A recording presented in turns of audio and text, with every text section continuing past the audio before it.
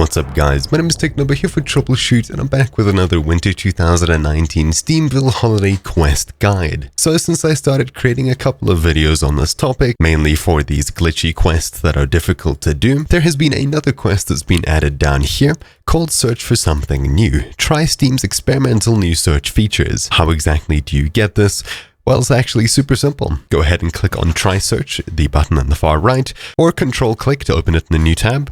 And once you're here, that should be about it. If you head back a page, hit F5, you'll see that it's checked.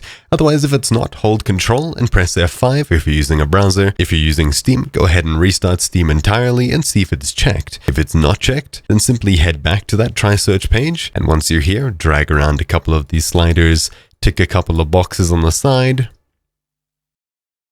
And once you've ticked a good few of these, you can go ahead and close the tab. Head back to here, Control F5 to completely refresh. Otherwise, if you're in Steam, go ahead and restart it, and you should see that Search for Something New is now accomplished. If you're having issues with any of these other quests, make sure to check the description down below for guides on how to do those.